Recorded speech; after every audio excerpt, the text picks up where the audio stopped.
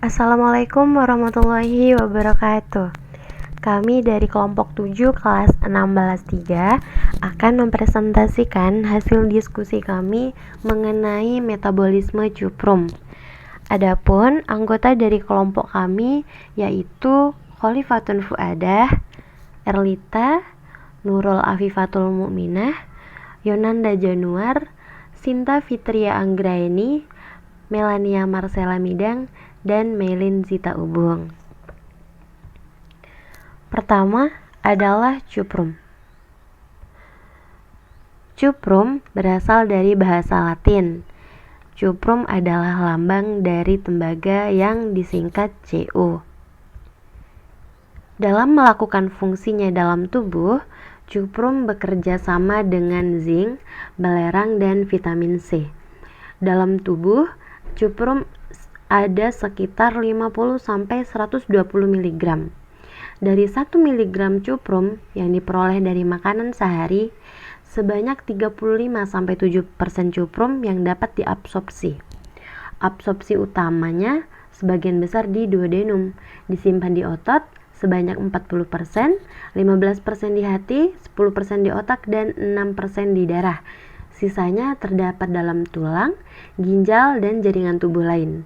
Dalam plasma darah, 60% cuprum terikat pada seruloplasmin dan 30% pada transkuperin. Selebihnya pada albumin dan asam amino. Selanjutnya akan dilanjutkan oleh teman-teman saya. Absorpsi Cu. Absorpsi Cu terjadi dengan alat angkut protein pengikat tembaga dalam bentuk metalothionin. Transport Cu ke hati terutama menggunakan alat angkut albumin dan transkuprein. Penyimpanan sementara Cu dalam bentuk kompleks albumin tembaga. Simpanan dalam hati berupa metalothionin atau seruloplasmin. Cu diangkut ke seluruh tubuh oleh seruloplasmin dan transkuprein. Mekanisme metabolisme cuprum.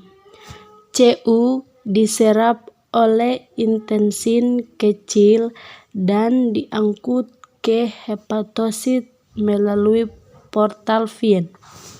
Ion Cu yang dalam perjalanan dari usus ke hati terkait secara longgar ke albumin. Cu kemudian diserap dari darah vena portal oleh hepatosit. Membran sel hepatosit mengandung protein transport tembaga khusus yang dikenal CRT1. Ion tembaga dalam darah memasuki hepatosit melalui CRT1. Peran hepatosit adalah untuk menentukan jumlah tembaga yang akan disimpan dan dikeluarkan oleh tubuh. Untuk tembaga yang akan diangkut dari hati ke organ individu, diikat oleh enzim apokeruloplasmin. Ini terjadi dalam aparatus Golgi dan hepatosit. Setiap apokeruloplasmin, Cu harus diangkut melintasi aparatus Golgi. Hal ini dimungkinkan melalui ATP-7B. ATP-7B adalah enzim dengan aktivitas ATPase yang berikatan dengan tembaga.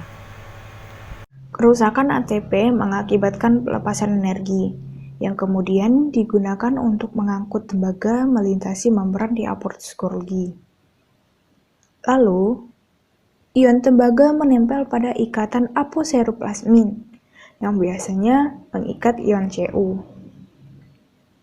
Selanjutnya, aposeruloplasmin keluar dari hepatosit dan dibawa ke berbagai organ oleh darah. Cu berperan dalam enzim sitokrom C oksidase menggunakan tembaga untuk mengatalis transfer elektron ke oksigen pada langkah terakhir rantai transfer elektron penapasan.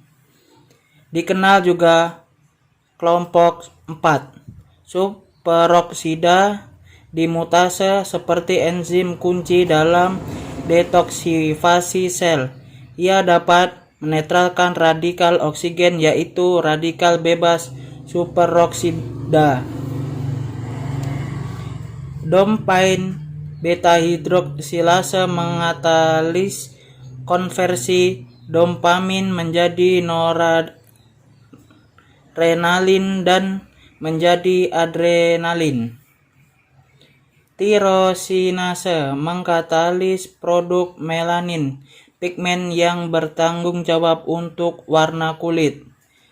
Lisin oksidase adalah enzim kunci yang terlibat dalam ikatan silang kolagen.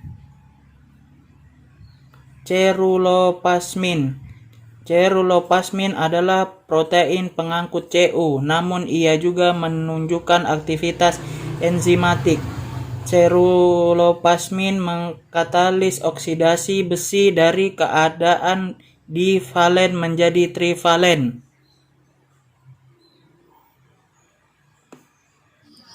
Ekresi.